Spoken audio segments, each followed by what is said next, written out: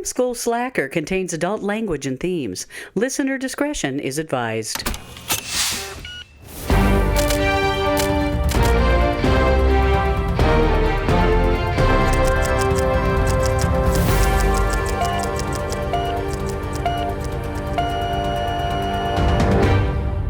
And welcome to Film School Slacker, the podcast where I go through my ever-growing watch list of films, and with me as always is Megan. Hey, not always. That's true, not always. That's like in the last 2 months we've proven that incorrectly, but that's generally, right. In spirit. Generally, I am always with you in spirit. I am haunting your house. Oh no. Your house is my Horcrux. I don't know. The things you have seen. Anyway, yeah. What do we do here? What is this? What is this podcast? Okay, so we're back to a classic episode which we haven't done in a while. That's true, we haven't. Which is always a fun time. What are we watching today? Today we are watching Clueless from 1995, rated PG-13, 1 hour 37 minutes long, starring Alicia Silverstone, Stacey Dash, Brittany Murphy, Paul Rudd, Donald Faison, Elisa Donovan, Breckin Meyer, among others. Directed and written by Amy Heckerling. Does Paul Rudd look exactly the same? Yes, he does. I'm going to spoil that for you right now. He has not aged since 1995. I hate that. Whatever deal with the devil he made. Yeah. Can I have some? Fair. Very fair. Like, honestly, the genetics on that man, I can't even. I don't understand. I can't even. It's like he and Ralph Macchio. Yeah. I was going to say I don't know anything about this film. But freaking Allie ruined it. Allie ruined it. She gave away Megan's big twist, her Shyamalan twist. And I did find out that it is based on a Jane Austen novel. Yes. However, the one upside to this is... It's not a period piece. Well, I was going to say that I've never... I don't know the story. Right. You also don't know the story. It doesn't spoil it for me because it doesn't really mean anything. So it is based off of Emma, which is a Jane Austen, one of her, 5 or 6 novels. Yeah. Very classic story. We read it in, I want to say, my college in the schools English class. Like a CIS lit situation. Yeah. Sure. I think we read it there. Okay. But was Miss Corey probably. Yeah. Yeah. At the time, I wasn't a fan of it. Okay. But as I've gotten older, I have grown to appreciate Jane Austen more. Classic. I mean, yeah.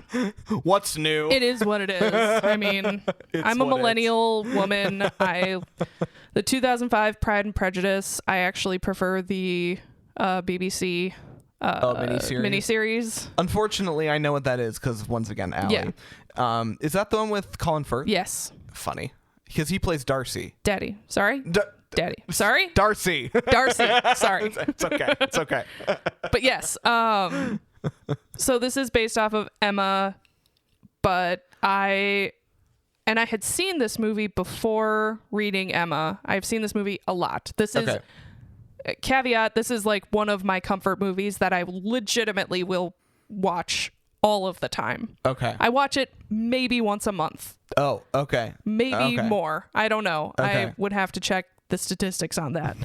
Run the stats. But I love this movie. Okay. I think it is hilarious and great. And I'm really interested to see how you relate to it, how it comes off to you. Because like coming of age, I mean, like, my understanding that's sort of like a coming of age kind of vibe. Yeah. And like those can be really hit or really miss for me. So I'll be very curious to see where that falls. Knowing that it is one of your favorites, I'm led to believe that I'm probably not going to hate it. Yeah. But I'll be curious to see. Think because it has that baseline Jane Austen structure. I think classic structure. Yeah. I think that'll help kind of boost it. Sure. It's not like a not another teen movie. Sure. Sure. It is like a teen movie. It's weird and I love it. It's got a little bit of literature going on with it. Not really that you can tell. but you can still feel there's bones in the storyline. That's cool. Yeah. That's cool. All right. Well, I I might as well just get it over with and rip the Band-Aid and see what Paul Rudd looks like I in am 1995. so excited for you. I am really stoked for watching you watch this movie. Okay. Excellent. All right. Well, with that being said, let's roll the tape. Let's do it.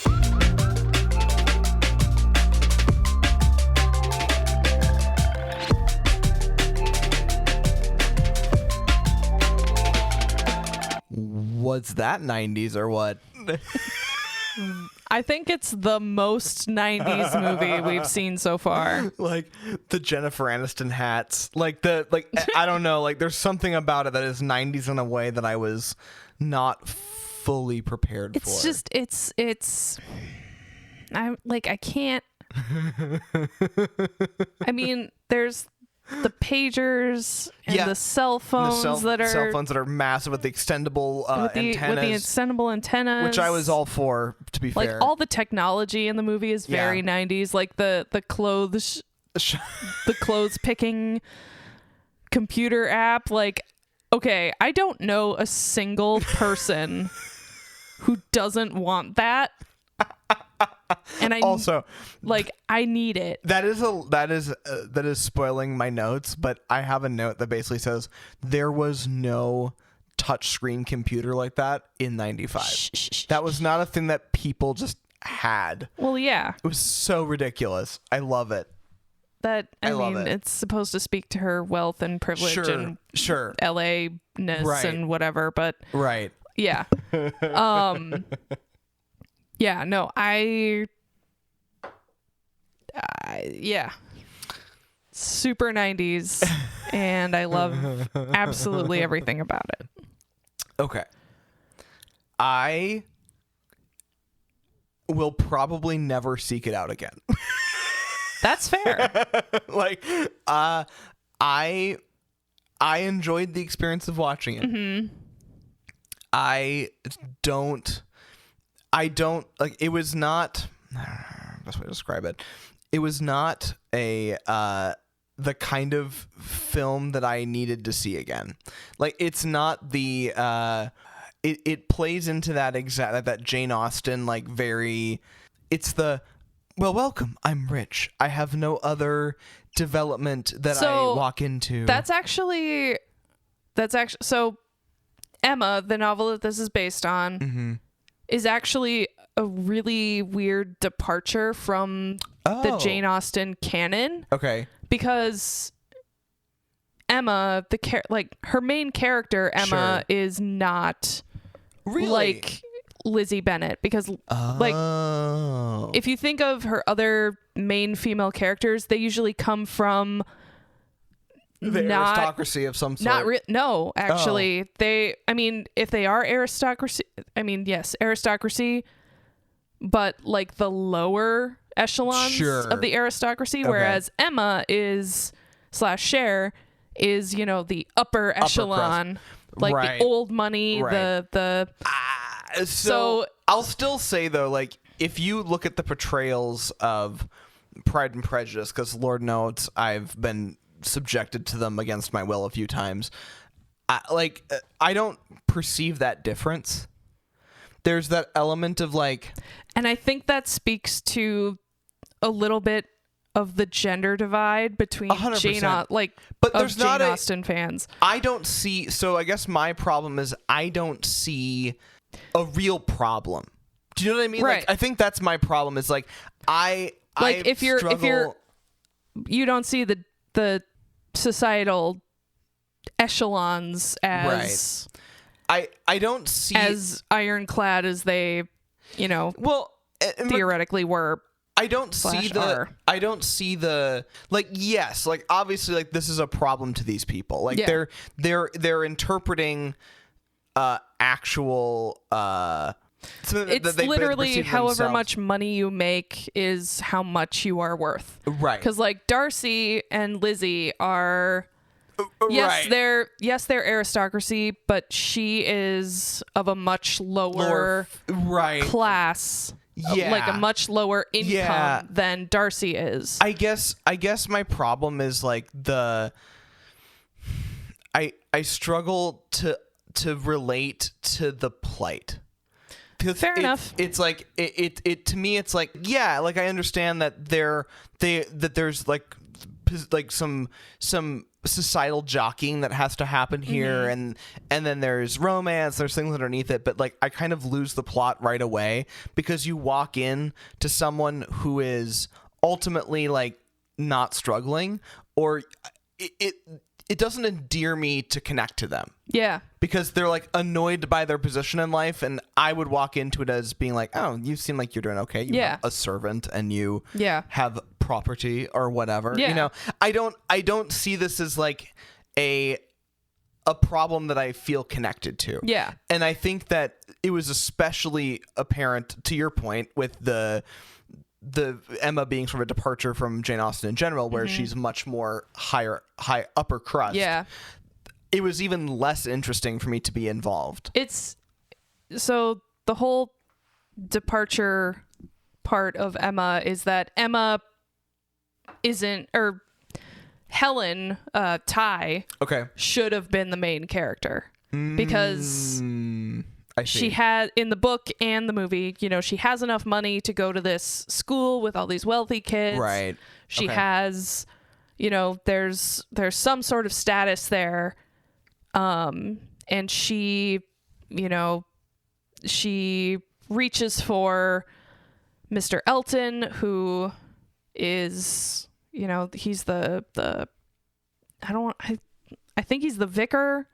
He's the religious leader of the community, whatever, vicar, reverend, whatever bullshit. Has a built-in status. Yes, has a built-in status, whereas this Elton is, you know, popular. He's the cool guy. He's, you know, he listens to the Cranberries, whatever. Yeah. Can't find his Cranberry Which CD. I fucking love the Cranberries. Don't get me wrong. I love the Cranberries. But so she's kind of reaching, quote unquote, above her station. Got it. And Elizabeth Bennet, you know, is also, quote unquote, reaching above her station. I see. So Ty is the character that would normally be the Jane Austen protagonist. She is she'd be the one that you're protagging. Yeah, most protagonist of the time. of Jane Austen, but Jane Austen, for Emma, for whatever reason, Emma decided to go with the rich friend, the less likable one. Yeah. Honestly, like, even in the book she's not that likable, and you're kind of left wondering why. And that's kind of my whole thing is I don't think there's anything wrong with any of this movie, right? Or the book or the underlying like literature. I guess my problem is like it's a fault in my ability to consume media that I struggle to make myself care. Yeah. You know, it's like my own thing. And I struggle that with Jane Austen, even in like the larger strife, where it's the middle crust to upper crust energy. Like even then I'm just like, oh, this is a lot of drama. Who gives a shit? Yeah, right. Like y'all have like, you know, like place to live. Right? Yeah. Like, you know, like do we care? Is the world ending? It's like white people problems. Yeah, like this is like, y'all ever tried a curry before? Like I don't know. Like I mean, struggle. 1700s England, or you know, 1800s, 19th century. Yeah, 1880s or 70s or whatever. Like I don't know. Like I struggle with that kind of storyline. Which is fair. Yeah, I get it. Yeah, and it was kind of hard for me, and so then like let's try to then divorce the Jane Austen of it all from this movie, because I think that's only fair, because like I theoretically shouldn't have known that before I walked into it. Yeah, Allie. God damn it, Allie. She's being called out. I'm gonna hard. kill you. I'm kidding. You're delightful. You don't listen to this podcast. Probably not. We'll find out. We'll find out soon. I feel like the same problem applied. Like it was a profoundly kind of unlikable character, but then my problem was the rest of the characters weren't likable enough for me to find someone to like latch on to. Yeah. And not even Travis, the skater guy. Well, no, because he was kind of he was made 90s one-dimensional. Like he had no real plot line behind him. He was just like, I'm a stoner, and that was it. Like there was I'm no the funny comic like he relief was stoner guy. right. Like he wasn't unlikable. He just Yeah. wasn't interesting. Yeah. because they didn't give him any development. So you only really saw her, but she was also a farce of herself the Yeah. whole time. And then Ty was also kind of like you only saw her kind of go through the Mean Girls progression, where Yeah. she started out being like, oh, I don't know, I just wear baggy jeans and have dyed hair, and then like she progressed into like being a more refined version of herself. But like I never felt like I connected to her any better. You know, like I never felt like I never found my inroad character. God, you were never a teenage girl. It's amazing, isn't it? Because I think one of the reasons why I keep going back to this movie Yeah. is because of, I mean, I saw this movie when I was, I don't even know how old. I've seen it a lot. Sure. And like Cher has always been kind of the person I've wanted to look like. You know what I mean? She is that gorgeous, straight, thick, blonde hair with the big green blue eyes and the big pouty mouth, and that she's thin and tall and I'll have you know that gorgeous. when I met Megan, Shut the fuck she up. did straighten her hair for a very long time. I I didn't did. know. Ian did but not this know is- that I had curly hair. For about a year and a half of knowing you, I didn't know you had. I was gonna say until you were in college. No. Really? I know because I remember there was a point in time where there was a cast party or something, yeah. and you Yeah. ended up being your hair ended up being I got my hair warmed up. wet and it right. curled went back up. Yep, but yeah, she And had then dyed blonde and Yep. and straightened hair every single day. Yeah, and when I was 18, I had to cut a good 6 inches of my hair off because the ends were super dead. Classic. Anyway, Anyway, sorry. Back Megan's to you hair being journey. Cher. Megan's hair journey. Thank you for Her listening. hair is in a much better, it is. I healthier haven't place dyed now. it or done really anything with it. So in I case just anyone's let it be concerned, curly. It's she is gorgeous. A middle high school. Megan's hair is not No, it's current not representative of Megan's my current hair journey. Yes. I highly doubt people would recognize me if I went to my high school reunion right now. Certainly not by your hair. That's no. for sure. Very different hair situation. Where was I? What was I talking about? You said you wanted Yes, Alicia Cher- Silverstone to be your Yeah, Cher was look. kind of who I wanted to be, popular, pretty, and Popular. I always felt more like a Ty, you know, the kind of a Ty pre-makeover Ty, Got it. you know, like the awkward kind of new girl with the curly dyed hair. Sure, trying to be your own thing, but also blend in Yeah. at the same time. Yeah. Yeah. Okay. And I don't know. I think this movie speaks like you brought up Mean Girls earlier. Right. I can't watch that movie anymore without being super fucking eating disorder triggered. I don't know why. I think The plastics. I mean, and it came out when I was in middle school, Yeah. and I will give modern teen movies props for actually casting teens Right. rather than people in their early to mid 20s. Also, Stacey Dash, Dion, Yeah. was 29 when they filmed this movie. That doesn't totally shock me though. She was playing They someone were- half her age. They were all of those quote unquote kids were not kids. Yeah. It was And that's- obvious. And that's one of the That's things rude. that really bothers me about 90s movies. Yeah. 90s teen movies especially is 100%. because Yeah. I mean, you set the standards like you know, Yeah. your acne doesn't calm down until you're No. well into Oh your my God. 20s. You're you know, you don't really feel comfortable in your own skin until after Yeah. high school. No, exactly. High school fucking sucks for everyone. I was on fucking Accutane in Yeah, high you school. were. Like I had my moment. So it turns out this is a thing that I've had this conversation with multiple people. I don't know if I've had it with you too, but the moment where you're just like, wow, I thought I was really fat in high school. Oh, I have had that moment so like, many times. Wow, I was hot as I was fuck in high school. 130 pounds in high I know. school, and I am was not like, that anymore. I was like 175, and I looked good as fuck. Girl. What was I doing? I was 16. That's what I was doing. What's the matter with me? Anyway. What's the matter with society, Literally, my friend? the What is fact the that matter with society? The fact that high schoolers would ever be in a position where they could like think that they were ugly or like not where they were supposed to be, it's so awful. Well, and the thing is, you go through your whole childhood not giving a shit about what you look like because you're a kid and who gives a shit. But then in middle school, puberty happens and your body changes. Fucking like nightmare. Like the mental. I don't think we as a society have actually taken a second to think about how fucking insane and how jarring the whole experience of puberty is. Yeah. Because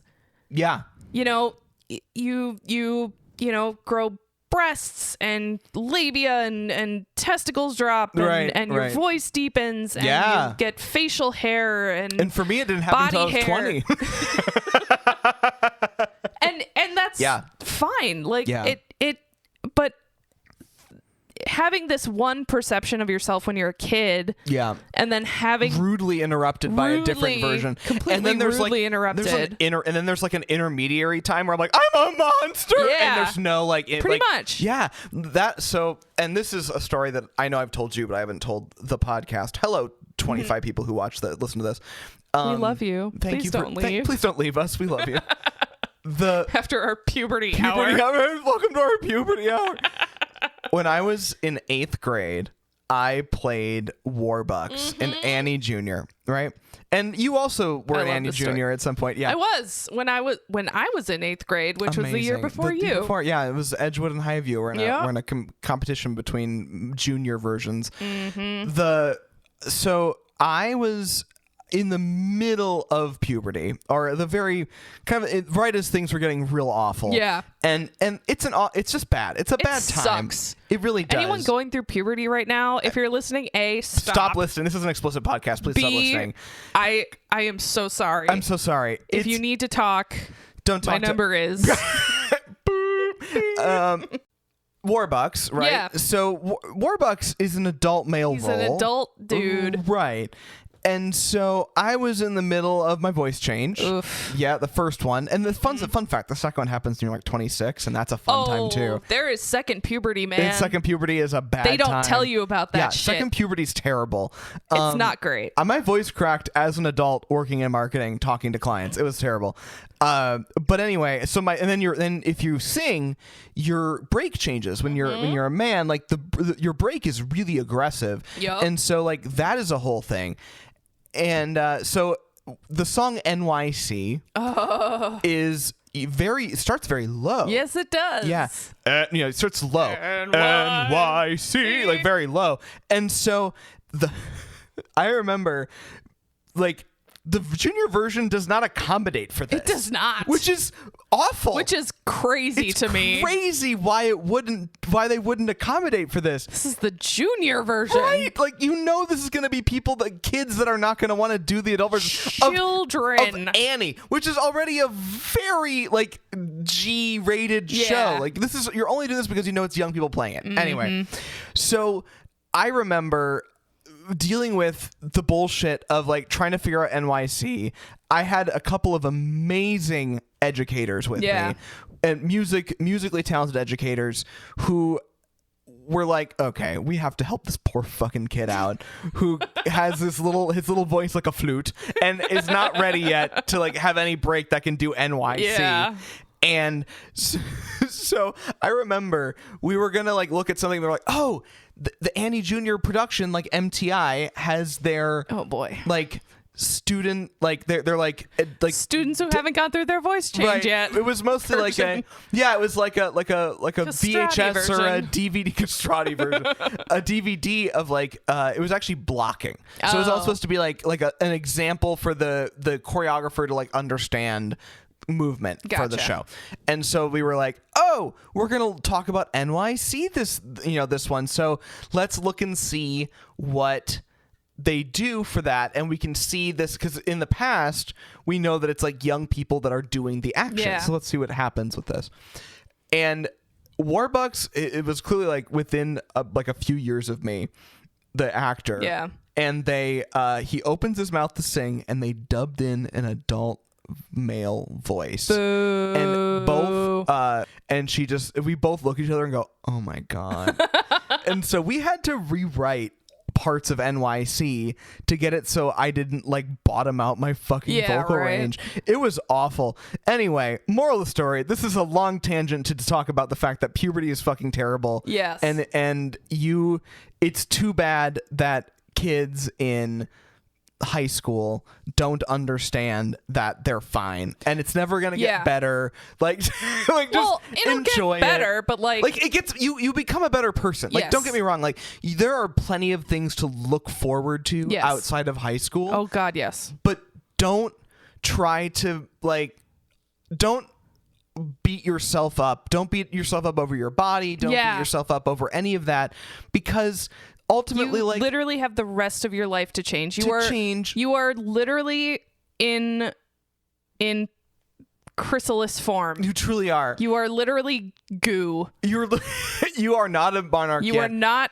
You are not gross. You are not. You're not gross. You're not ugly. You're not. Right. You're just in one state of being that will eventually change. Yeah. And whatever thing that's bugging you about yourself is not anything anyone is caring about. Oh my God. Like, Nobody isn't that cares. the craziest thing? Like, I was worried about like some stupid thing, and it turns out later I heard from you like, no, you were super hot back then. I'm like, God fucking son of a bitch. Throws everything.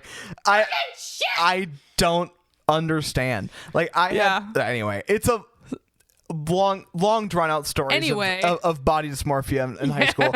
Don't worry about it. Do we have Stop issues? overthinking? Yes. We don't. And maybe it was because of 90s movies, because they were all played by 25-year-olds. I mean, it's not contributing, but like I said, they have gotten better about that. I can't watch Mean Girls. Fair. Because I go back to the Regina state George of it all. Well, not just Regina George, but like the Lindsay Lohan, the Gretchen Wieners, the Karen, like they were all the skinny, you know, like could wear lowrider jeans without having their ass hanging out. They were all in their 20s. Yeah. That is not what a 16 to 19-year-old body looks like. No, it's not.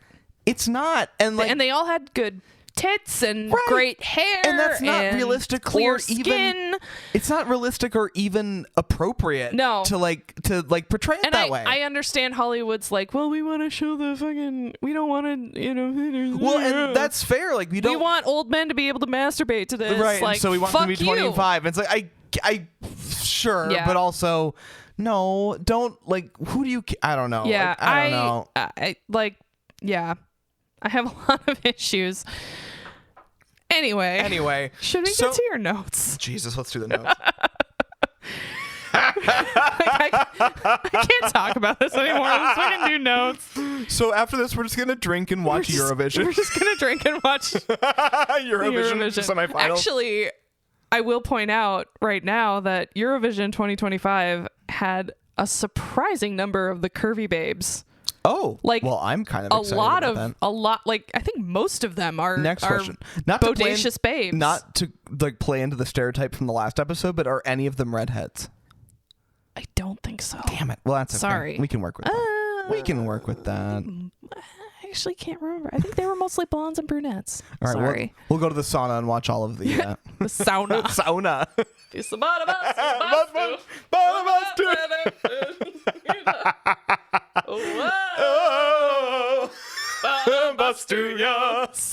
Sauna.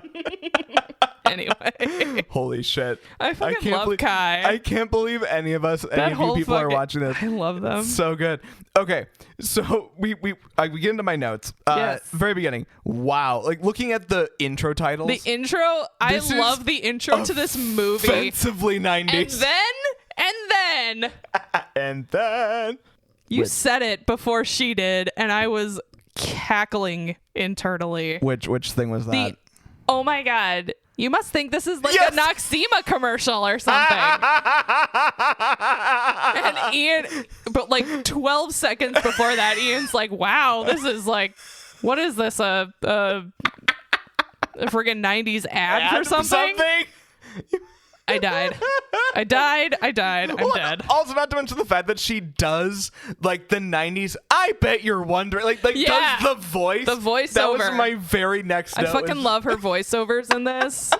They're so funny. I think another thing that you have to kind of reconcile with yourself about Cher is that she is so naive. She is so privileged and naive. You're right. Like she's trying to do good, but she kind of misses the mark because of how she was raised and where she was raised, and because like you're right, but also because like LA is kind of a fucking other planet. From what I understand, it is fucking weird, and everyone is a little terrible. Everyone's self-centered, very conceited. Like I think that's another hurdle that you have to get over. Well, and that's kind of my other thing is like, is it a hurdle that I want to get over? Fair. And that's totally fair. I do think that at some point I did get into the rhythm of it. Yeah. But I didn't come out of it being like, oh, I'm happy about that. Yeah. Like, you know, like I'm happy I got over that hurdle. I'm happy with myself now. Right. I just feel like I need to take a shower. Like, I don't know. Like, it's just, she was a naive in a way that was irresponsible to the people that raised her. Yeah. You know, like it not to blame her for all the foibles she has, but like at the same time, people like her should be not allowed to exist, you know, at the same time. I don't know. I'm sorry. Like, that is rough. Where I'm coming from, I mean, again, as watching this as a younger person, I wanted to be Cher. As I grew up, I was like, oh, honey. Like, I want to sit Cher down and like have a talk. Right. Like, I want to mentor her into being like, I don't want to take away her sparkle and her shine and her love of fashion. I just want to kind of give her a baseline, give her some perspective. Yeah. And I guess that maybe that helps me, that if because ultimately, like, I'm not a person that's going to be, other than the fact that I'll probably be like emasculated by her or one of her friends at some point, which was want to happen. I don't think that she would ever like harm me in like a fundamental way. She's not malicious. It's just ignorance. Right. So I feel a little bit better knowing that like your perception was a little different. Like your perception was more like, she didn't feel toxic to me. She just felt out of touch. Yeah. I think that helps me a little bit in like my kind of reframing of it. But it was hard like for me to like wrap my head around, because I'm like, ooh, like you're a person that I would actively avoid. Yeah. Like as who I am as a person, because like I know that you would just harm me. Yeah. And so like but like again, I don't care. I'm a white man. I can deal. You can deal. I'm a big boy. Can you? Like I can You're now. I couldn't then, but I could now. As a 15-year-old, I no, could not. As a 15-year-old, I would have fucking died. Decimated I would have you. avoided her actively because of that. Because she would have had no idea. Yeah. And so that's kind of where I approach it from. Gotcha. But at the same time, as a 31-year-old, how old I am? Fuck. As a 31-year-old, I don't care as much about that part. Now it's more about like, how did women perceive her? And if that's like you going like, I understood, I felt for her and didn't feel like I was being like, I didn't feel worse because of her, does like affect the way that I would perceive that. Gotcha. Which is interesting. My next note, though, unfortunately, I fucking hate her. Perfect timing, past Ian. Sorry, past Ian. Like, just throwing that out there. And then like there's a couple of memes that pop up right away in the beginning that I didn't know was from this movie at all, which is kind of fun to see. Ugh, as if. And like all of her like little bits in her Jeep and pagers exist now, which is great. Like love the pagers. Mm-hmm. Also, I have an undying love for Wallace Shawn. Ugh. And so seeing him was an absolute fucking delight. A freaking like inconceivable to see Wallace Shawn. All right. I'm going to see myself out. Thank you for a lovely evening. That's understandable. End I'll of see myself out podcast, too. And end this of is world. also my house, and I'm still leaving. I can't find my Cranberry CD. Right? Like, the thing that I loved, I think the most endearing thing to me about this movie was the fact that it was 90s in an unabashed way that I just could not separate myself from. It's kind of... Is it weird if I draw a parallel between this and the Goofy movie? No, because they were both like 100%. Like they both set out to set these classic characters in a modern setting. In an extremely modern set. Like we are like this could have happened yesterday. Right. From the 1995 perspective. Modern in like a TikTok kind of way. Like if TikTok is the 90s, that would be this. If they did this today, Cher would be a TikTok influencer. 100%. And, everything else that goes along with that. But anyway. Yeah. But it's and that I think kind of helps with its staying power. Yeah. Because it kind of such anchors it in a place and time. It is such a representative it's of... a period piece referencing a period piece, which is kind of fun in a way. Which is super fun. It's like almost like you could almost make it into a like a straight play because of that. Because it's almost... Oh my god, I want a Clueless play. Play the Clueless Let's play. do it. I mean, I'm kind of about that. Janet plays... Janet plays... Janet, we're calling you. Sorry. Miss Geist. Oh my god. We have to find our Wallace Shawn. We'll get back to you on that. Or Janet plays Wallace Shawn. Just poor Janet. Oh my god. Just Janet plays all the characters over age 30. What if Janet plays both Wallace Shawn and Miss Geist? As like a bit. I can't... She would hate that, but also I would love it so much. Sorry, Janet. She'd try to make out with herself. I don't know. She could do that. I believe in her. I believe in her. it. Yeah. And we talked about this during the screening. Alicia Silverstone's mouth bugs me, but not for the reasons that you think it would. Okay. I don't think this is going to sound... Okay. Sorry. I'm going to apologize as a white man before I say any of this. She has a very nice mouth. Yes. The way she uses it is like the Cheshire Cat. Like it's something incorrect. And that's why I like it. Like I she's a cartoon character. As your token bi. Hello. Your pineapple best friend. Bi panic. My god. I like women with big mouths. I don't know why. It's just it's always like kind of hit differently with me. Sure. And Alicia Silverstone's mouth is it looks normal, and then she starts using it. I know. And like you said, it's kind of cartoonish, and I think that's like really cool. Use either half of it, that's I guess kind of my thing is like it is unique. It's very unique. It's a unique use, and that's kind of my ping. Okay. Oh, I like that. Hello, my name is Meghan. I have all my shots. I mean, I get it. I wanted to be her. Now it's. Did you ever want to be her? Or did you just I want need to be a with therapist. Her the whole time? Yeah. Here, hold on. Let me call my therapist. We're not sponsored by BetterHelp, but anyway. I have a T-shirt. I think you've seen it. It's Probably. It's a red T-shirt. It's Clueless. It says "totally buggin'," and a couple other phrases from the movie on it. And I love it. If I hadn't come straight from work, I would be wearing it right now. But right. I'm not. Alas. Amazing. Alack. Paul Rudd looks exactly the same. Oh. Ridiculous. Paul Rudd.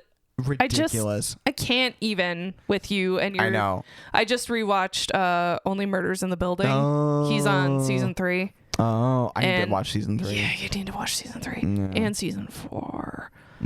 They're so good. Okay. Says anyway. But yeah, so I just watched, and he's just so talented. He really is. I can't not watch anything he's in and not be like, impressed. I know. Did you? Okay, Even did 40-Year-Old Virgin, which I have only seen once. I've never and watched that. Never and really. I don't really want to watch it. I don't really dig it. It's gross and Right, anyway, but right. I just Paul Rudd. Yeah. Just a treasure. He's an American you icon. are literally a treasure, an American icon. Yeah. You were on Friends for 2 seasons. Like, holy shit, my dude. And you still look exactly the same. The only thing that has changed is the length of your hair. It's crazy, and it's gone up and down. And it's gone up and down and up and down, and I can't. Did you see? Crazy talented, and just. Did you see the Nintendo thing?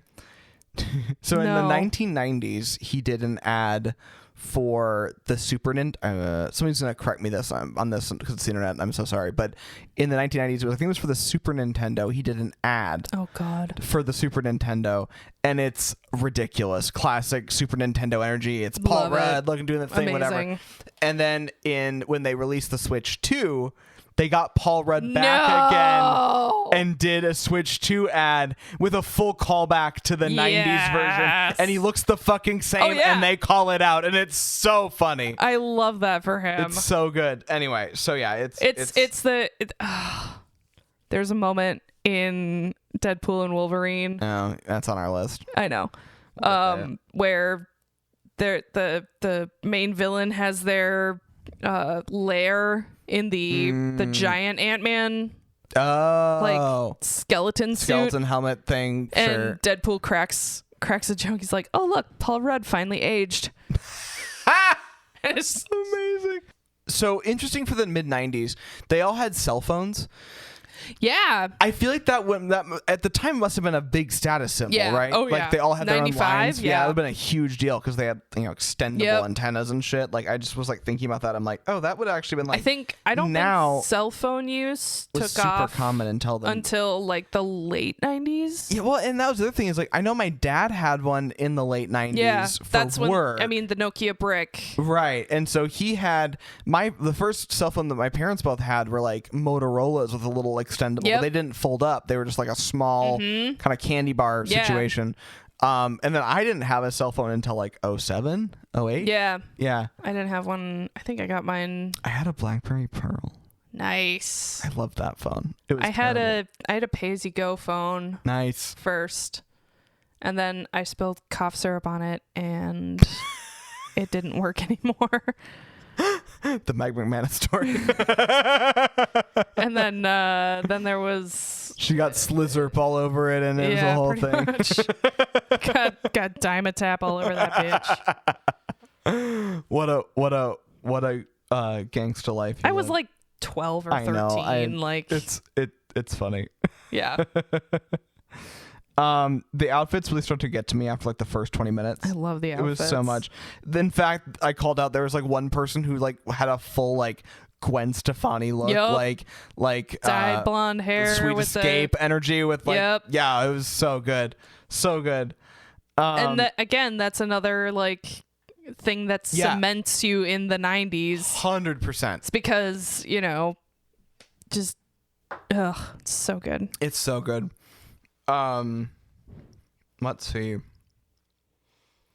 Oh, the line, 2 permits do not equal a license. It's fair. It's true. It is true. 2 permits do not equal a license. Paul Rudd's reading Nietzsche, which is funny. With the like ghost of a goatee and growing. He is literally like the cliche college student, and I love that for him. It's so good. He's trying to get into environmental law, which good for him. Why would you want a sad and frustrating life?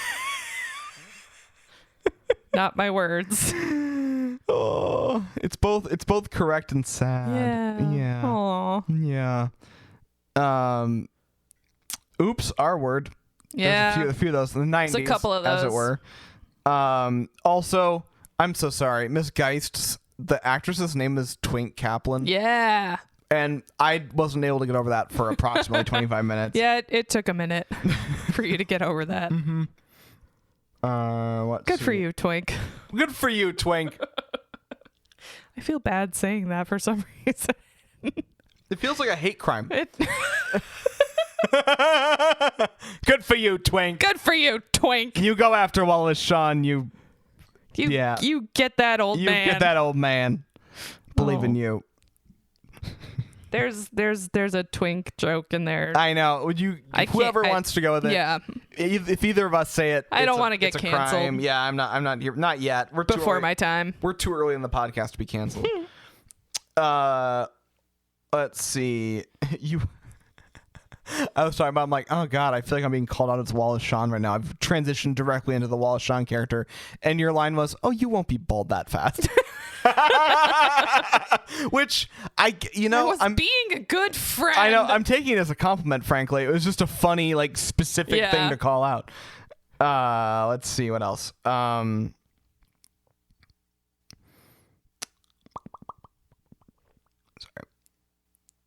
Oh, this is the first time they call it the name of the movie. They call it the name of the movie a lot. Many times. Of Clueless bits. Well, I was talking about Ty. I think it was her that I was like, her entire personality is vocal fry. Yeah. Like that was like her whole vibe. And then only later did I find out that Brittany Murphy died young. But anyway, that's a separate problem. She died at the same age that I am now. She died at age 32 under kind of mysterious circumstances. I don't love it. She was it's a whole thing, the whole Brittany Murphy thing, because she's one of those actresses who has that really nice like heart-shaped face that makes people call her pudgy or fat. Jesus Christ. And she was always kind of cast as the best friend in the 90s, and then in the 2000s, she did like Uptown Girl where she was the lead, and a bunch of other things where she was more highly regarded, I guess. Sure. And got some notoriety. Yeah. And then I think I can't remember if they were married or if he was just her boyfriend, but there was a man, a negative male influence. Got it. And she may have been poisoned. Oh. She may have been, it might have been like a Whitney Houston situation where people couldn't say no to her. So, she just did all these drugs. I don't know. It's a whole fucking thing. And she died too soon. She was a little ray of light, and I don't know if this is hitting me because I'm the same age she was when she died, but like, yeah, that's gone too soon. 100%. And that was 16 years ago. Oh, that God. was 2009. Oh God. Like, ugh. I know. Yeah. Like, yeah. way too soon. She would be 48. Yeah. Right now. Oh God. That's just so. That's so. Inappropriately young. Right? It just makes you feel kind of Brittany, ill. you are missed. Yeah. No, she was, and honestly, my very next note was love the New York gal. Yeah. Like she was so lovable immediately as a character. She did a great job of being the character you rather wish you were watching as your full-time character. Like she did that absolutely perfectly. And I could see why everyone would like her for sure. Immediately though, I immediately went into popular. That like popped into my head immediately because of like the way that the two of them also kind of like, connected. When did popularity stop being a thing? Because I was never concerned with popularity. I think it was like we were also lucky in a couple of ways. Like we've talked about this before in the podcast. We went my popularity years that I was worried about popularity was my middle school years. By the time I got to high school, I don't really care. I didn't care. And there were people who did have a sense of popular and not popular, and they felt not popular. Like I remember talking to people who felt that way in high school. We were lucky that we just kind of circumvented the problem. Yeah. And just we're like, wow, we're theater kids. And we just kind of dealt with it. And like, But there were the kids that like people knew. Mm-hmm. Like there were the more popular people. Sorry. But it never felt like unattainable. Right. And it also didn't feel like a deal breaker. It didn't feel like a deal breaker. It didn't feel like it was the end all be all of your your existence. Yeah. I think that there's... So Yeah. the question that I have is, was popularity as big of a deal to previous generations as we've been led to believe? I think that popularity, even in our era, was still playing a factor in places that weren't our high school.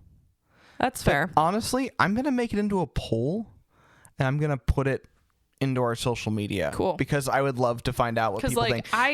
Yeah, like, because I would love, because I know a lot of our like listening base is in the Midwest. Yeah. And I would love to know if others have like what others' perception was, because and I can see it being a bigger thing on the coasts, you know, New York, Sure. LA, like sure, because you know that's where the big centers of capital are, and the whole popularity being the end all be all of high school life kind of ended with Mean Girls. I think you're right. There's something to that. Because, you know, it I don't know. There's it blew apart the entire paradigm. Yeah. It did. And yeah. I think and like I haven't been in high school in fucking redacted number of years. I mean, I just said I'm 32, so like do the math. Do the math. Yeah, 14 years. We're not gonna, so you do it. Think about it. I haven't. Right. So I don't know what high school is like right now, especially and like I would not want to be in high school right now, especially with like TikTok and the world being on fire. I don't. Right. It's a whole other problem, but yeah. I would literally. I don't know. I don't know how like. If you're in high school right now, stop listening to this podcast. What are you doing still listening? My God, we went over this. Yeah. Go to bed, do your homework. Right. You know, floss and eat your vegetables. Yeah. And B, I would not want to be in your shoes right now. Anyway, 100%. There's so many tangents. Why are we going on so many tangents tonight, man? Because we have feelings about this movie. It brings up stuff. Feelings. It did. There's a lot of feelings, and we're just having to sit with those right now. It's a whole thing. I do. My new health insurance does kick in soon, so I will have a therapist again. Oh, wonderful. Call your therapist. Call today. If the podcast gets real boring, right? That's why. Because I have a therapist. Man, our therapist back. We're gonna power run through a few of these. Yeah. She has a 90s camera and takes pictures from her phone or something. That was cute. I love her camera. I love a 90s camera. We're gonna have a nice family dinner. Her father with her random friend that you just met. Friend, amazing. Skateboards are so 5 years ago is as you pointed out during the screening, always true. They have always been 5 years ago, amazing. Even when they were brand fucking new. She gets in a car. She's got a decorative lawn snowman with an extension cord. We don't know where the extension cord's plugged in. That's a whole other thing. Do you know who my father is? Says Draco Malfoy. Or Elton. Elton. God damn it, Elton. And I will totally shoot you in the head. This isn't a lie. It's a super. And I will totally shoot you in the head. Totally shoot you in the head. Says 5 lines or less thug. The Pacific Bell does before the breakup of the Bell system. That's a whole other thing. I am the wrong podcast to tell you about the breakup of the Bell system, but very interesting nonetheless. That was a crazy monopoly story.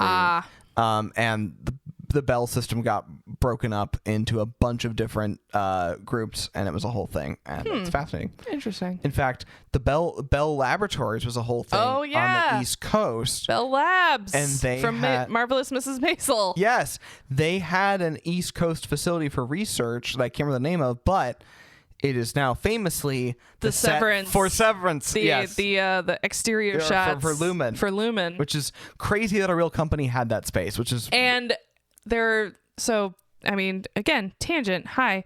I don't know if it was the Severance people who interviewed the people who used to work there, but like the people who used to work there at that, the one that they used for Severance were like, it was like basically a prison. Like no, like unless you had like a corner office, you didn't see daylight. Right. It was pretty much just a prison. Right. You were just in the middle of a building and you had no idea what time it was until you went home. Yeah. Yikes. Anyway, Fun stuff. art reflecting life. Mammalians nurtured or whatever the fuck it was. Work is mysterious and important. If I ever am at work and encounter Gwendolyn Christie, I will run. I will not. I mean, unless she's holding a goat, then I'll be a little more trepidatious. But if she's not only, I mean, whatever. She can do whatever she wants. If she's dressed like Brienne of Tarth,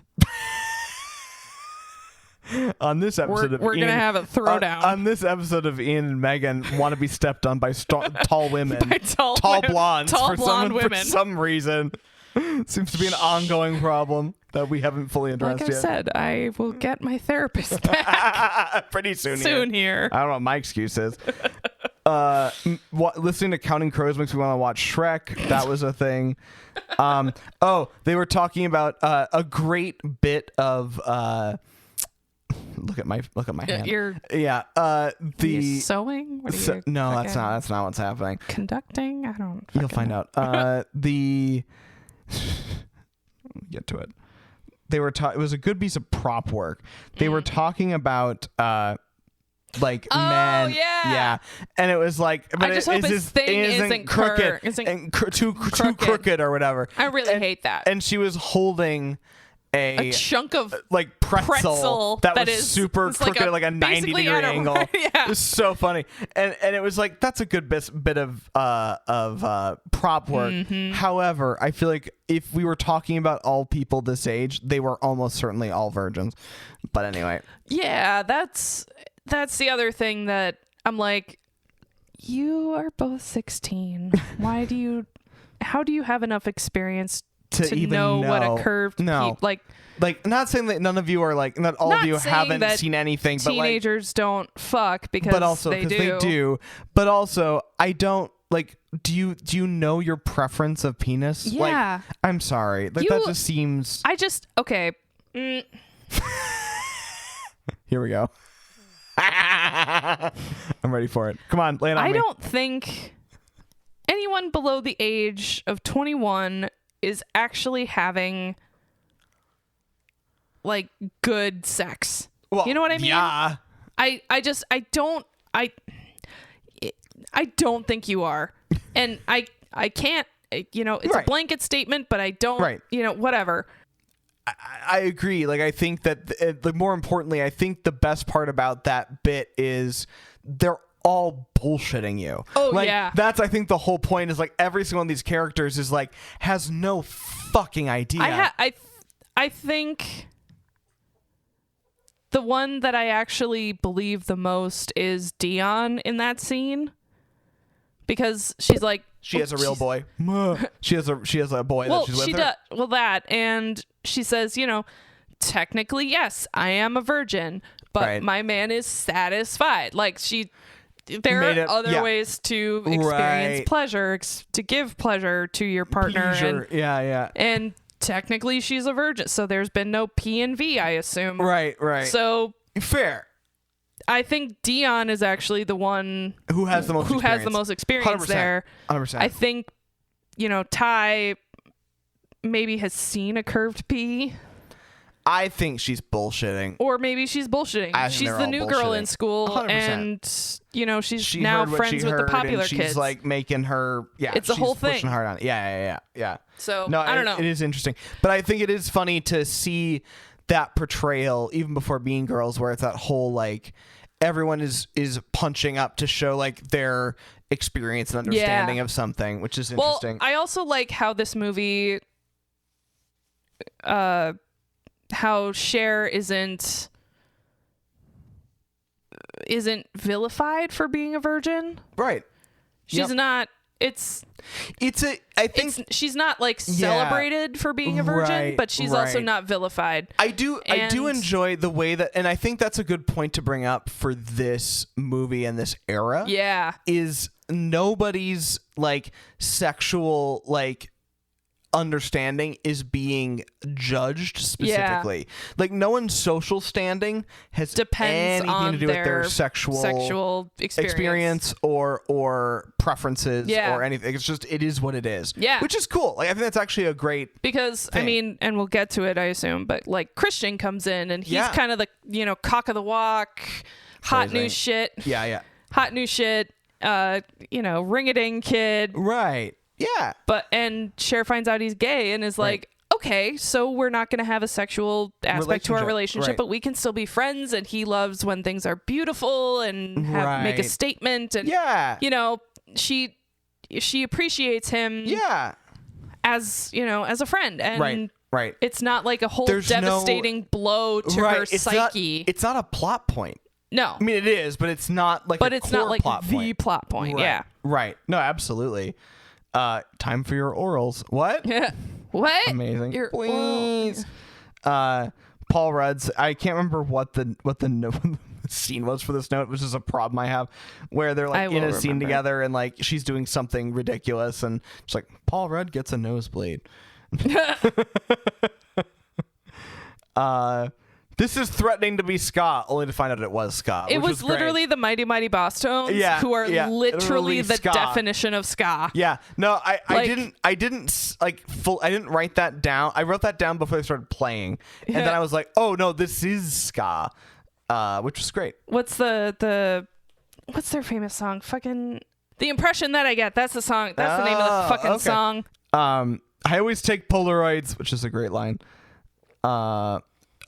She was trying to make cookies or whatever when What's His Nuts came over, She literally just like burned the shit out of them. she put the whole roll of cookie dough yeah, just intact in the oven. on a cookie Yeah. sheet in the oven. Amazing. And the best part about this is she pulls it out, and to show the the smoke coming off of it, they were like, it's not enough, says the director, and so they put a fucking Source 4 light Put a stage inside light the oven in the oven. and just like she opens up, it's like the fucking hand of God in there. It was so funny. It's like a fucking, I don't know, 80s music video. It was great. It was the Thriller music video, and I have Yes.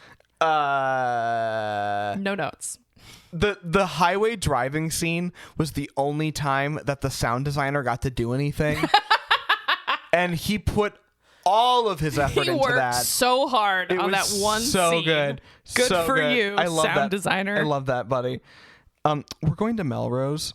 I don't remember what the reason for that was. I just thought the line was funny. Then we were playing hacky sack in the backyard. Yeah, and that they were. cracked the fuck out of me. Be the Es- most 90s college Especially stereotype. Paul Rudd, who ended Fucking up. Gen X Oh my stereotype. god. I love you so much, Paul Rudd. He was on Between Two Ferns, which I don't generally watch because it's too cringy for me, like Mm-hmm. on purpose. But he did there was a bloopers reel I love of him, and one of the lines, so it's basically just like them breaking during Yeah. the recording. Yeah. And one of the lines Zach Galifianakis had from was like, since the 90s, do you know how many sacks you've hacked? And Paul Rudd just loses his shit. And the other great one was like, how do you feel about the fact that you've hid your Jewishness better than most Hollywood stars? And he just like, they just both lose their shit. love It's so that. good. It's so good. Is it oh no, it's somebody else. But like I feel like there's the one actor who like every time he's on a late night show where he's there to introduce a clip of whatever he's working on, Yeah. it's always the same clip of the same movie. I don't know. I feel like it's him, but I don't think it's him. I don't know. I'm way off base. I have no idea. We'll find it. We'll find it later. We'll find it later. Find it in post. Oh yeah, don't burn stuff in a gas fireplace. Yeah, no, Just don't do that. that's real bad. It's a bad That's thing. that's not great. A virgin who can't drive. You're which a is great. virgin who can't drive. Which That is very is sad. honestly one of the best lines. It's a good and it's takedown. delivered so well. 100%. It's excellent. Fun fact Yeah. from the trivia: at the time of filming, Brittany Murphy was a virgin who couldn't drive. I love that for her. Womp womp. Womp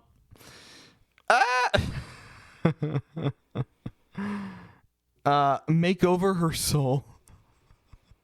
I can't remember why that's a line. Because she says, oh yeah, I'm gonna make over my soul. She like, yeah, has like a change of heart or whatever, like realizing she's when she realizes she Mrs. likes Guy Josh, right? She's trying to like, she's like, maybe remold herself in an image, and like that does like bring up some questions that I don't necessarily want to like get into with like a person, and in this case like a woman, like aligning herself to a man who's important in her life. Well, here's the thing with that. She points out, you know, now that she realizes she has feelings for Josh, yeah, who has kind of seen her in all these different lights, she doesn't know how to act around him. Right. So the only way that she can, I don't want to say impress him, or like the only way she can kind of get to where he's at, yeah, is to make over her soul, is to, you know, be a better person. She feels like she needs to realign her entire core being. Like that's the vibe I got.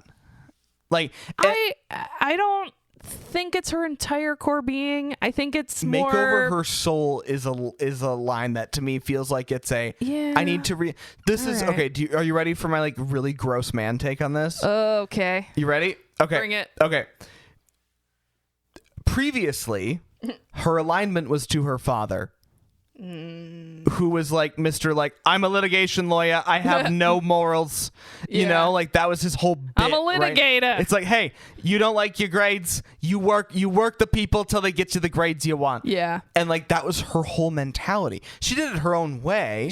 But like that was Daddy's line. She can talk herself into whatever because she that's can't, because that's what Daddy does. Yeah. And then her making over her soul is just like realigning and realizing that that's not how Josh works. Gotcha. Okay. That is a crass man-centric way to look at that take. It's a way to look at it, and it's valid. I definitely think if Josh hadn't been there, she wouldn't have made over her soul. Right. And not to say that she didn't have good reasons for it, or she didn't have like, but that's just like my very crass way of seeing that perception. I think realizing that she has feelings for someone who has a different perspective, a deeper perspective, a wider range of thoughts. Yeah. Than just let's go to the mall and I want to the mall and like today. I need to look my best and be popular, and that's my value in the world. Right. I think developing feelings for someone who doesn't have that perspective definitely made her realize I need to grow as a person. I need to be a better person. True. Do you think like and I think that from my perspective, like I don't see that as necessarily like a bad thing or a reason to like look down upon her, that like it was like a man that made her see that. Like I don't necessarily feel that, but do you think that that's a thing? Like, do you think that that's something that she like the movie? Do you think that's something that the movie was trying to portray? Like that there was like a new man has realigned her chakras? No. Okay. I think it was a combination of things. I think it was, you know, Ty kind of being shitty to her. Yeah. I think it was her realizing she has feelings for Josh, her getting kind of, you know, scolded by her dad's secretary or whatever the fuck he was. His cuck or whatever. His you know, his gay lover. And also, you know, being rejected by Christian. I think kind of all of the points in the movie kind of build up to that moment of realizing she needs to change. Yep. So Yeah. Yeah. No, I understand. You're right. It's not just Josh. It's not just Josh and her finding a new daddy. Like it's a different, there's more pieces to that. Else. No, you're right. Because, I think you're right. you know, her realizing that she likes Josh is a larger plot point than like her feelings in general, and her like soul realignment is not necessarily because of her falling in love with Josh, right. but like also in line with the fact that she's falling in love with Josh. Like she is seeing outside of like the very limited worldview she had seen, and that's like kind of part of that. It's kind of it's her wake up call. Yeah. No, it's I like her, that. you know, being like, oh shit, like, and then, you know, and then she goes through the Pismo Beach disaster. Right.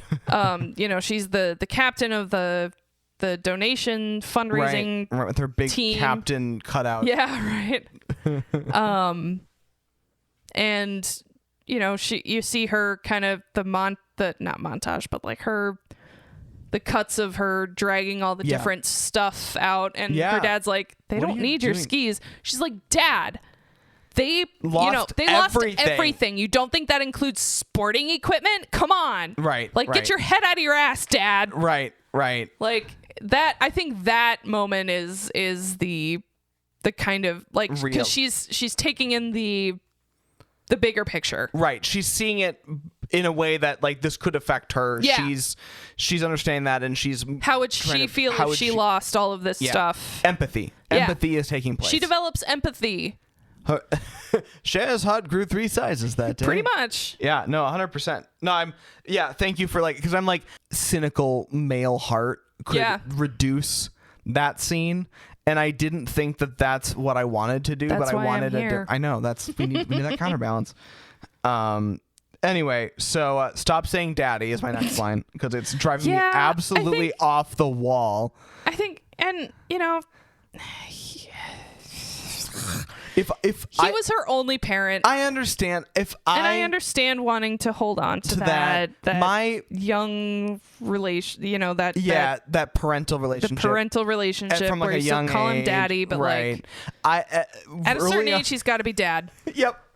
Father, or pops, or father will hit about this, dude, or bro, or. Whatever. At a very early point in the movie, was like, I could make daddy into a drinking game. If I had done that, I would be dead. I was going to say, I didn't want to drive you to the hospital to get your stomach pumped. My stomach would have had to have been pumped. It'd been very because bad. Of a 90s teen movie. Right.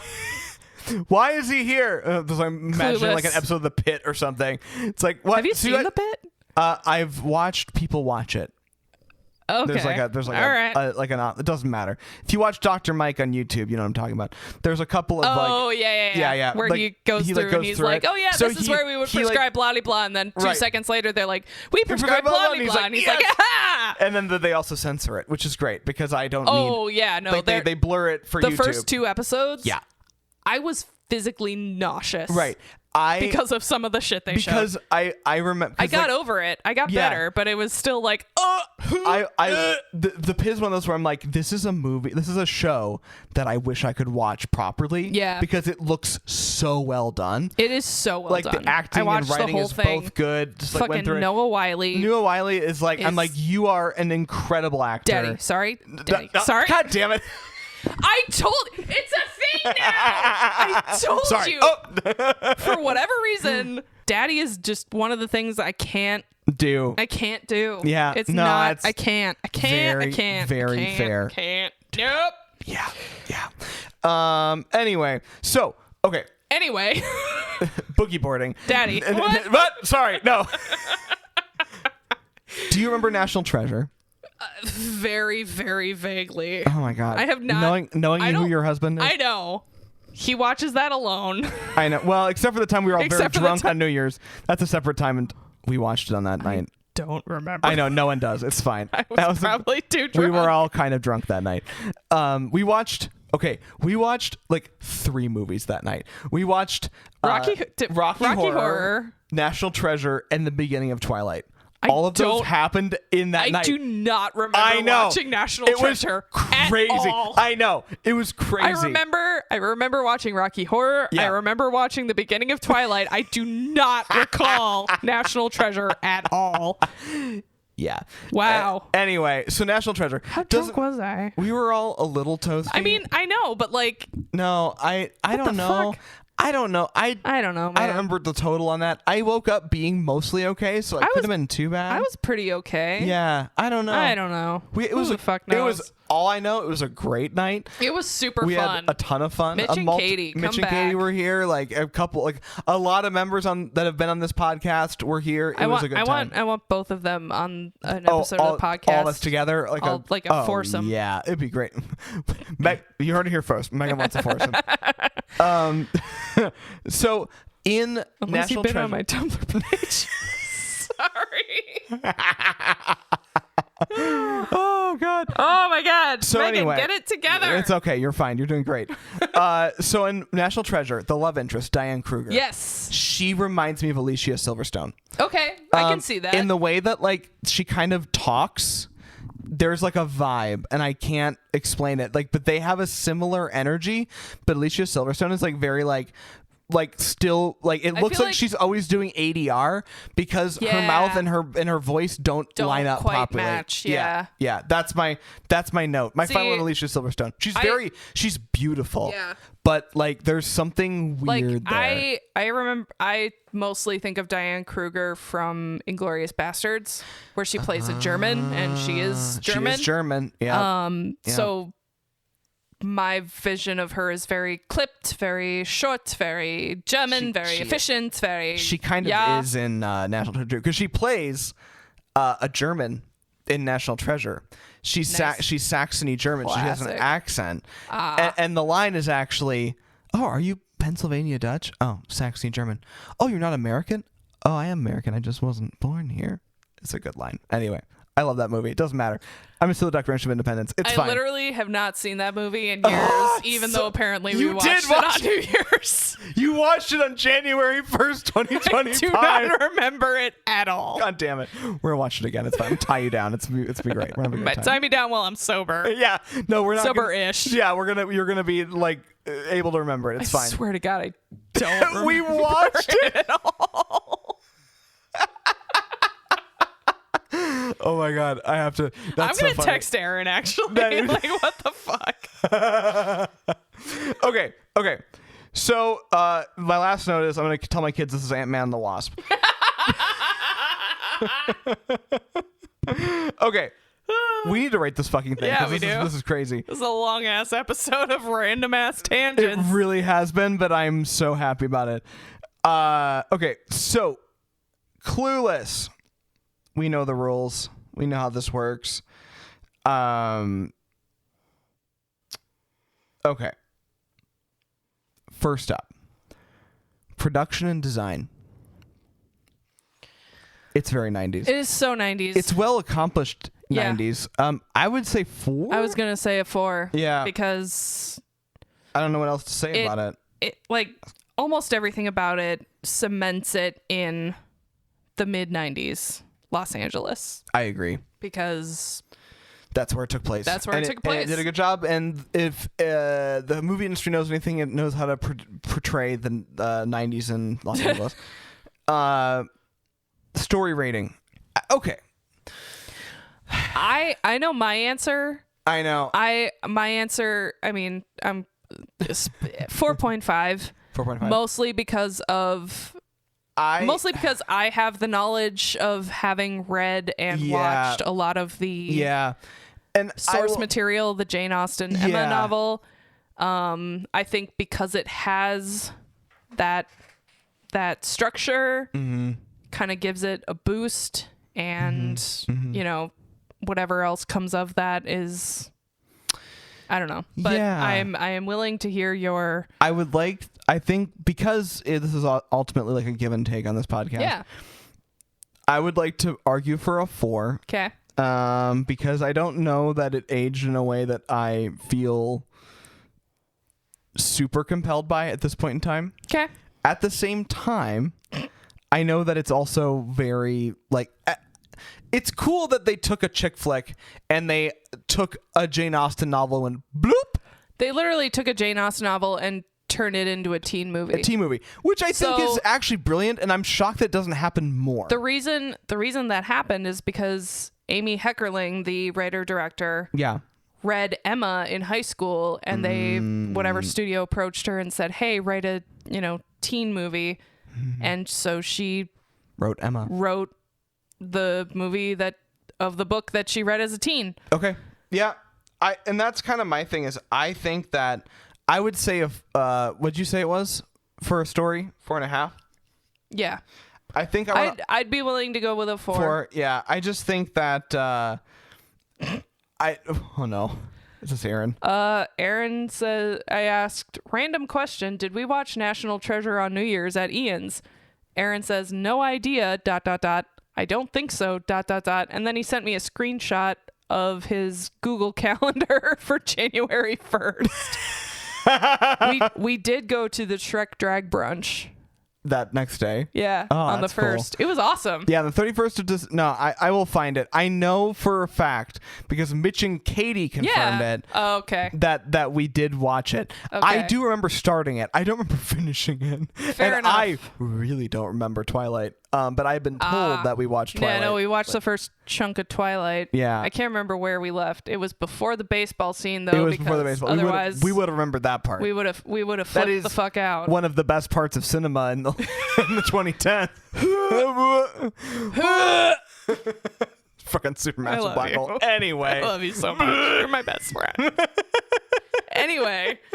Jesus. So story rating 4. Story rating's 4. Performance rating, I don't know. Is Alicia Silverstone's mouth the reason you want to give it a 3? I'll give it a 4. I'm okay with the 4 if that's fine with you. No one is bad. No. Paul Rudd is exactly the same, which is crazy. Also, friggin' Donald Faison. Donald Faison is great. I've his only character. watched maybe 5 episodes of Scrubs ever. Fair enough. Do whatever you want. You got a thing. I do. I don't know that Scrubs is like the one that would cause the biggest problem. They don't show a lot. What's his nuts kind of bugs me. I can't Zach Braff. Yeah, he isn't my favorite. He's fine. I don't know. Like, I mean, one of the reasons I love Scrubs is honestly the friendship between Zach Braff and Donald Faison. Fair. Because it's real. They are legitimate best friends. Like, no, Donald Faison, Zach Braff was Donald Faison's best man at his wedding. 100%. I don't like everything I've seen of Scrubs. I haven't like disliked. Yeah, it's just and I'd like to and I might get back to it someday. Yeah, but it just hasn't been on my list. Obviously, as like we sit here in this podcast with that comment. But yeah, like I just haven't gotten to it. But yeah, and Donald Faison. I enjoyed him and everything I've seen. So I don't know. He's delightful. Do you want to know the reason he had braces in this movie? Did he actually have braces? No, those were fake.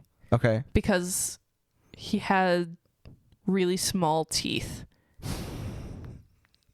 Eventually, like, I think he got them fixed during the first season of Scrubs. Like when he actually had money to. Yeah, I think so. Oh, buddy. But yeah, he had like awkwardly small teeth. Can you imagine like dealing with your looks in Hollywood? I can't. Like I would die. I would die. I would have perished from an eating disorder, dude, a long time ago. I have a story about that I am not going to tell. Yeah, it's not my story to tell on this podcast. But maybe that person will tell it someday. But crazy stuff. Yeah, been there. Okay, so yeah. Anyway, moving on from eating disorders, performances. We're gonna say a 4 again. Yeah. Cultural impact. I think this has been like Clueless is not an unknown story. I think people. I feel like it's a bit of a cult, like it's not kind of cult like mild movie. It's like a little like a step. What's a step above like a cult classic? I would say that it's got post box office notoriety. Like people today, especially women, female identifying people today, fucking love it. Really like it. I know. Like, well, we walked in. Well, also Allie's a bad example because she just like fucking gets hot for Jane Austen. But anyway, that's a separate problem. I'm also hot for Jane Austen. It's fine. You know what? I don't hold it against either of you. I think that like, but that's the thing though. She was like, ooh, chick flicks. That's a good one. Like, you know, a lot of people that know a chick flick and like them. The people who are into the genre say that like, wait, this is actually kind of special. Yeah. This is well put together. Yeah.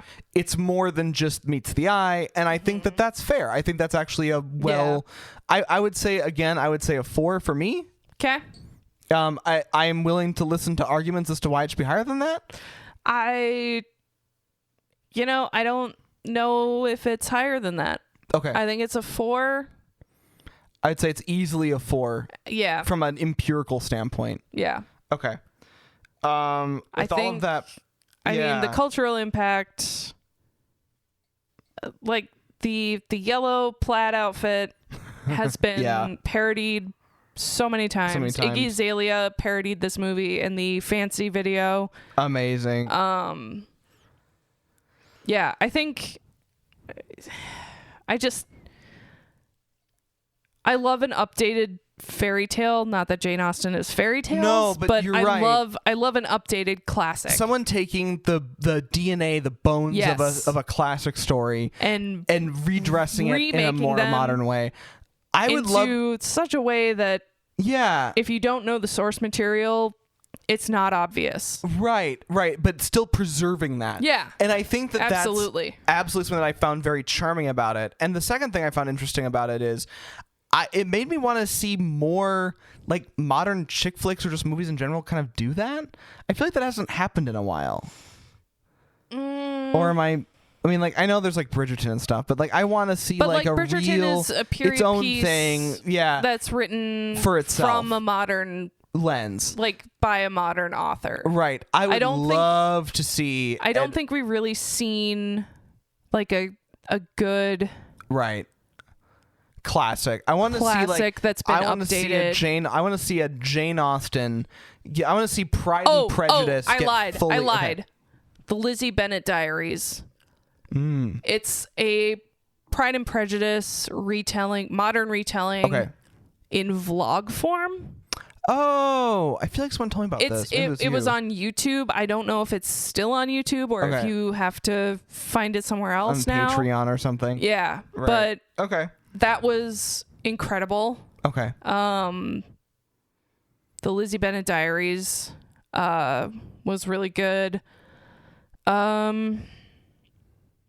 Yeah, other than that, like a classic that's been updated that